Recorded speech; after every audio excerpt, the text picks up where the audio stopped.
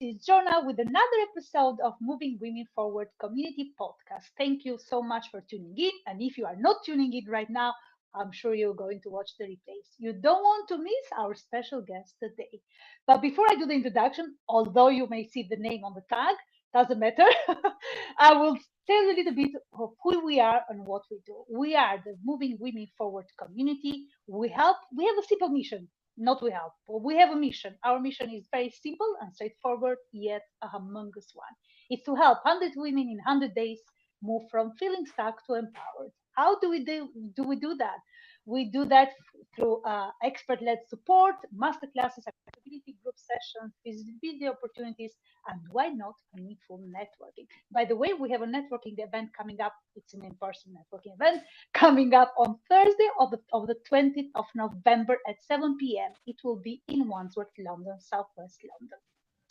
Without further ado, this is my special guest, not because she's only special, but she is my wonderful client, a very respected leadership trainer who helps you redefine success on your own terms with purpose, balance, and authenticity. The floor is yours, Carla. Thank you so much for making the session today. Oh, thank you for being invited to join you in this podcast. It's absolutely exciting times.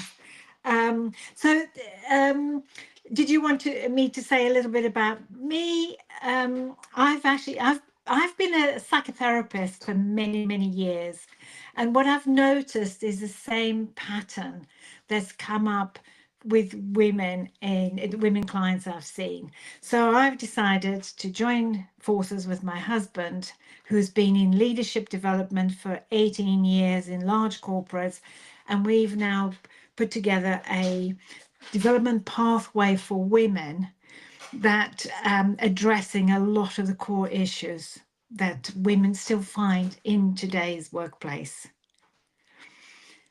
And so I was going to say, Anything else? Anything else you want to share, Carla? What's your mission? Tell us a little bit of your mission and what's your purpose with this so wonderful company that you're running. so there's a lot of the gender stereotypical messages are still there. Even though we've come a hell of a long way, we still have a lot to go. There's still a huge gender leadership gap. For example, 48%, almost half of the UK workforce are women, but only 35% are in leadership. And actually, when it comes to senior leadership, we've got 12% with only 8% at CEO level. And that's a huge gap. And we really want to look at how can we empower women to bridge that gap and go take on more of those leadership roles, not from mimicking men, because that often happens. That women feel, because there is such in a male-dominated society, we feel we have to take on the male energy, the male traits to be able to succeed in a workplace, in particularly if there is a male-oriented workplace. And so we become, if I'm allowed to say, we become bitches. Beep. And we become, so the bit, We've become a beep. Okay, we thank you, become Carla. a bit, and it can be because there's a lot of our own conditioning. It's still there at play. Our messages we receive from early childhood, the what messages we receive from our mum, what messages did we receive from our fathers, that makes us into the girls, the teenagers, the women we've become, and the women then we go into the workplace. Sounds good. Besides the beep, that's all good. I'm So sorry about we're the left beep. with that's fine. It's part of it's part of the vocabulary, so we cannot remove that. But however, Carla, I want to stop a little bit and go back to the 8% club. The eight Yeah, percent is that a UK in the UK, based this, number? yes. So UK, the UK workforce is 48% are women, but only 8% are at that CEO level on the FTSE 350. And that's statistics that's available out there. And that's not a lot, even though you see a lot of organizations are employing more women in senior roles. Um, there is still a big percentage of male dominated. Would you think that we so this 8% club, right? This is quite alarming in my point of view. I would have never thought it's an 8%. I would have been into the point of 30. Well, I think hypothetically that would be the ideal number probably. But I want to understand a little bit. Is it because of the way we are brought up? Is it because of society norms, or is it of the lack of a structure and support in place? So probably all of it. So if you think of what messages did you receive as a child growing up, and I know I'm a lot older than you, so for me it was girls were become homemakers. You know, I'm not originally English, British. I come from a Portuguese culture. And the message from my father was women were kind of low-level citizens, that men were the leaders, men were those that succeeded in business in the workplace. And women were just there trained to become homemakers, mothers looking after the husband. It's like back in the UK in 1940s, you know, 19, yeah. So there is those messages that even now that, you know, current generation of women in the workplace who are perhaps in their 30s, you know, mid 20s, 30s, going to early 40s, there's still those messages that are filtered in through society, through unconscious social conditioning. And that social conditioning comes from family, society, sometimes religious, political, you know, so many layers that are there at an unconscious level that we don't notice it. And even households where girls or women have been told, yeah, you know, you're a girl, you need to go out there, you need to get a career, you need to strive because you need to get independence, you can't rely on anyone else. So that often comes from a mother who's been dependent on her husband in a toxic relationship, who then pushes the daughter forward to strive to get a career. So instead, that support they're getting, it looks on the surface good, but underneath the message is you, you've got to stand on your own. You've got to do it alone. You've got to be completely self-reliant. You can't rely on anyone else. And so that community, the collaboration is not there because it's the fear of, I've got to do this on my own and I've got to be perfect and I've got to get it right. I can't fail. I've got to succeed. And then it becomes a whole cycle that gets pushed and pushed and pushed. And I've lost track of the question you were originally asked. So it's a sort of a combination of social and family conditioning. When you go in then into the workplace, um, you then have the messages there that women are the nurturers. They are the ones who support others. So women go into the workplace believing that you've got to put everybody else first, you've got to support others, and you're the nurturing, soft kind. Um, I can give That's an very clear. example. Yeah. Yes, I please can do. give an example on that one. I've worked on one of the participants on our pathway program. It was this woman who was in a fairly senior position in a male-dominated industry, and when a graduate joined the firm, she was given the graduate to look after, even though it wasn't really part of her remit. It wasn't really part of her department because she was the only female. She had to take care of that graduate. And this is someone that never, that it was actually a male. I mean, that was a little bit irrelevant, the graduate, whether it's male or female. But this is someone in his mid-20s who was more interested in going clubbing than doing the job, who wouldn't meet deadlines, wouldn't, because if he didn't know the job, didn't know the work, didn't know what he was meant to do, he wouldn't ask someone. He just didn't do it. So she was left as the one nurturing this person to pull along. It's almost like going on a report, on a weekly report, like you do at school.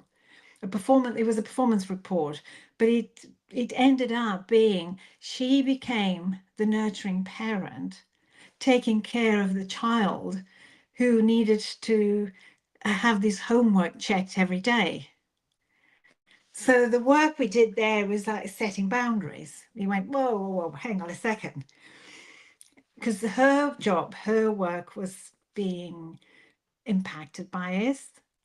And so we worked with her setting boundaries to find her voice to say no, to actually treat the graduate as an adult, not as a child, and her being an adult, not as a parent, and creating that balance. That the end result is that the graduate lost his job because he wasn't actually meeting the criteria that he was employed for. But it meant that she actually set her own boundaries and said, no. Does that make sense? Yeah, absolutely. Yes. I think you also touched on my on my next question really about boundaries. We talk about so much in the business, the power of saying no or the power of saying yes when it's relevant to your work and to your goals. I want to connect it a little bit, to tie it up a little bit with the community, with the group. So, do you think that these scenarios they happen when there is no accountability, when there is no structure as such, or there's no community surrounding you? Community doesn't have to be uh, mentors, it can be peers, it can be a community of like-minded leaders, because you're working in the leadership. So something like that, Carla, is it something that we are missing here when it comes to boundaries, the lack of support and community and accountability? So boundaries is an interesting one, because the boundaries are actually rooted. Learning to set boundaries is rooted in early childhood. It sounds like I'm doing a little bit of therapy here. Um, it's actually, so we learn to set our own boundaries early on from our primary caregivers. When we go into the workplace, and whether you have working in a community, so with people around you, whether it's a hybrid scenario, whether you're in a team, but when you're working in an organization, even people who are running their own business, setting boundaries is so important to have the capability of saying no. And the no can be said, I can't right now, but I can next week. Or I don't have, I'm fully booked today. I don't have the capacity for today. I can tomorrow, next week, whenever it is. And to also know, especially if when you're in a team situation, when you get asked by different people, can you do this? Can you do that? Can you do that? If you keep saying yes because you fear, that usually the yes comes from a fear of losing your job, of not being liked, of being told off, of whatever. So it comes from the child's self that we all, as adults, we all carry our own inner child. We end up taking on and on and on more and more stuff. And then it gets to a point you're absolutely on overwhelm. You can't handle any more, but you're still working all hours to meet your deadlines. where it's so much easier to go, no, I can't with that. I've already got X, Y, Z. If you're talking to a line manager, you can say, if you want me to do this, what would you like me to let go or postpone instead? So it's about having that clarity. And if you are a solopreneur, or running your own business and you're working at home, or you're still dealing with clients, you're still dealing with suppliers if you are providing a product, you're still dealing with people, and it's how you set those boundaries are so important. Um, and it's actually learning to say, no, I was expecting this, and I noticed that that deadline hasn't been met, and it's the third time this has happened. What do we need to explore here? What do we need to look at so that it doesn't happen again? Or no, I can't deliver that this week. I can next week, next month, whenever it is. Does that answer your question? It does answer, yes, of course, yes.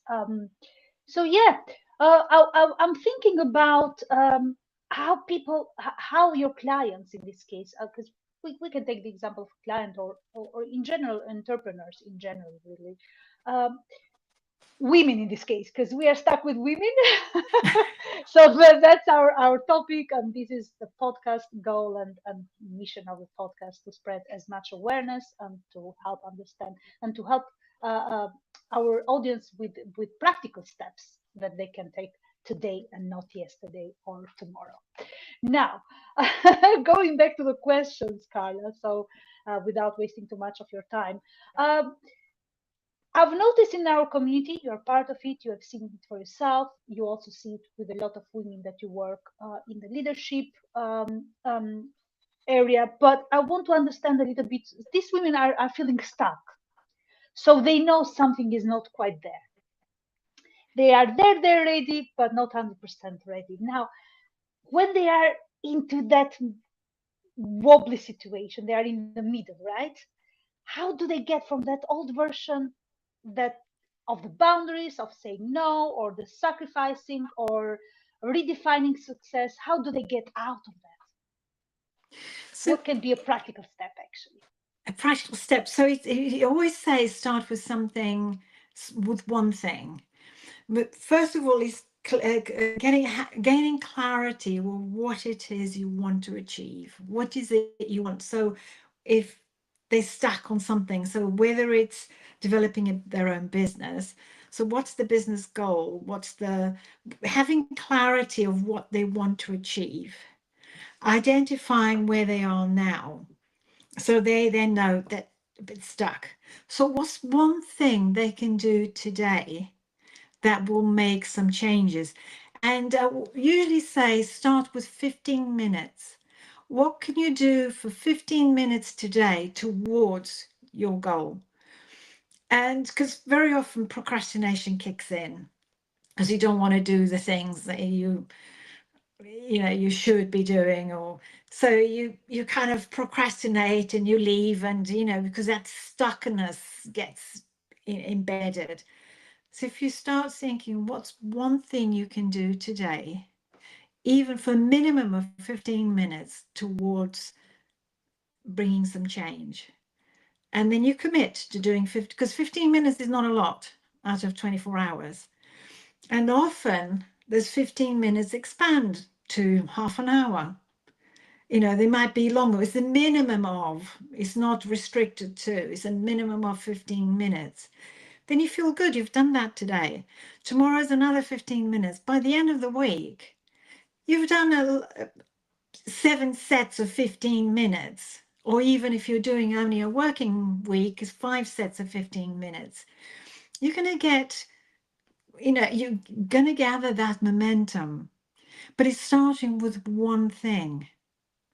And I don't know if you're familiar with Atomic Habits by James Clear, where he talks about habit stacking. So it's actually attach it to something you already do. So whether it's you have a cup of tea and toast in the morning, do your 15 minutes whilst you're having a cup of tea or straight after.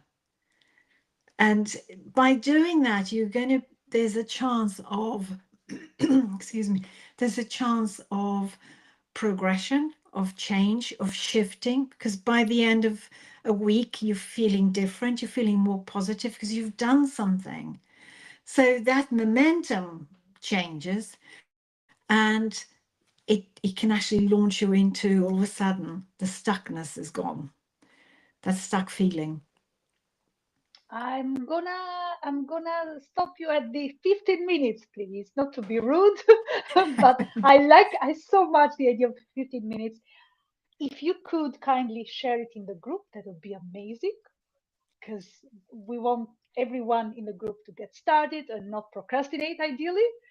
With that in mind, a little bit of a plug promo here. It's the accountability sessions that we run inside the Moving Women Forward community.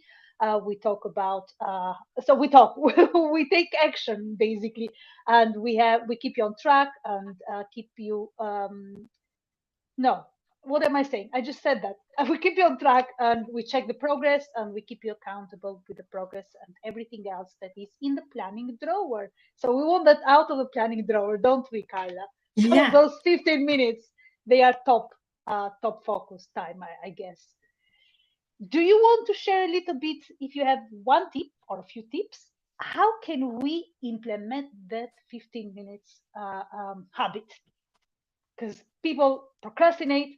I procrastinate. I was about to do something else today, and I shifted my focus into working on the masterclass and the accountability brainstorming session that we are going to have on Wednesday. But that's what it is. So, how do we do that? That 15 minutes. How do we So get started? it's picking something that you already do, and I don't mean, loading the washing machine. It's or emptying the dishwasher. Uh, Talking about work related. So, and it could be, like I was saying, you have a cup of tea and toast, and then you log it on your computer.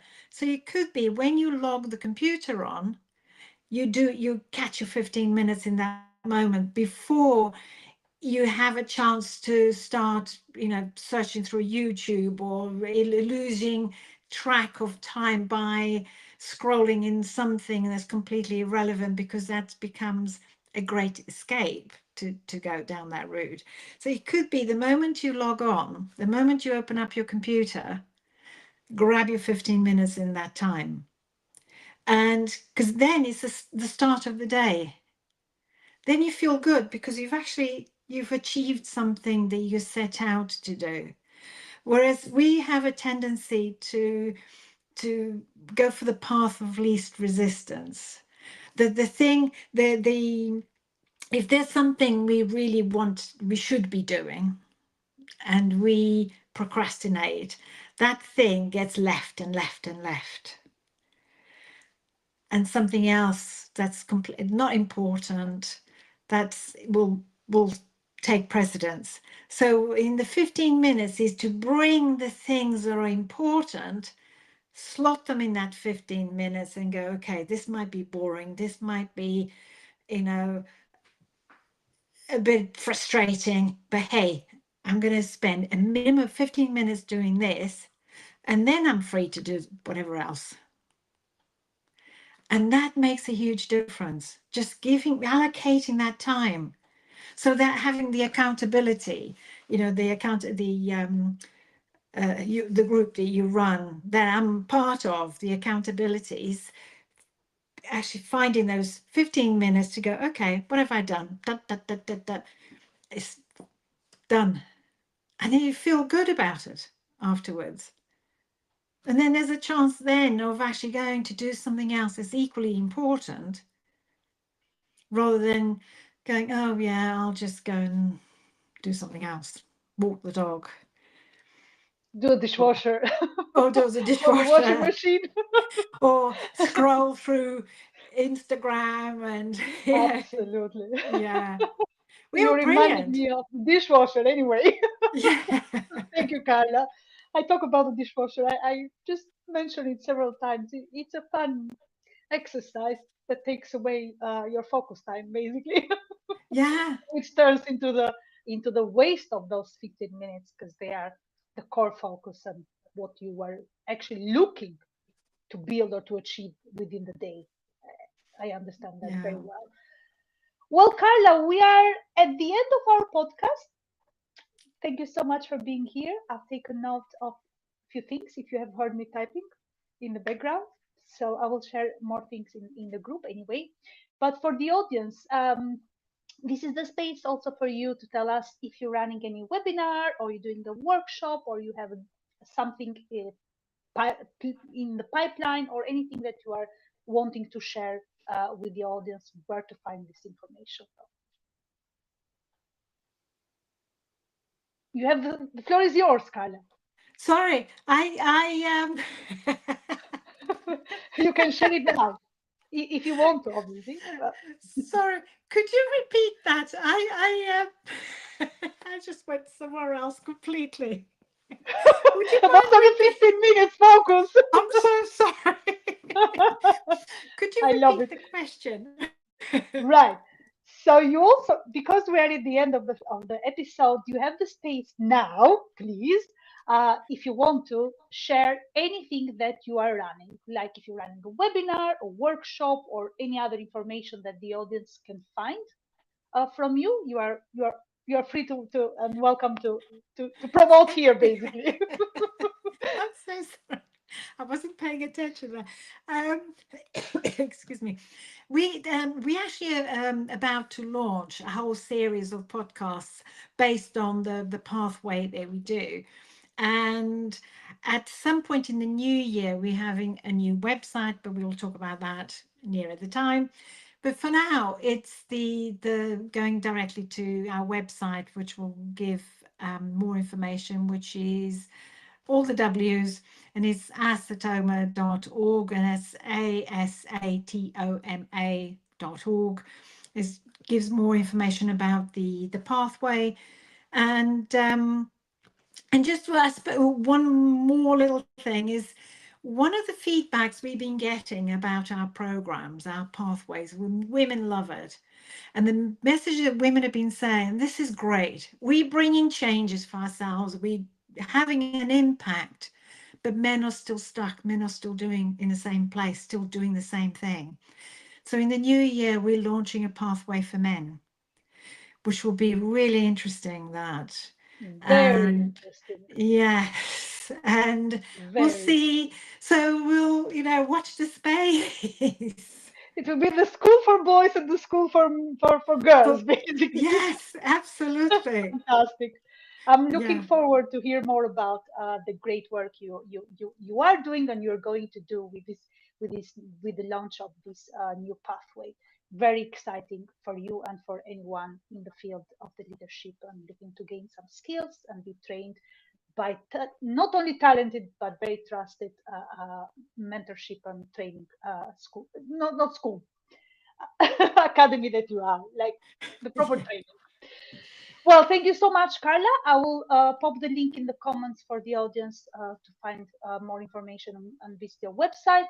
Uh, until next week, Monday. Actually, no, we've got another episode tomorrow at, I'm not sure now, I can't remember the top of my head, either 11 a.m.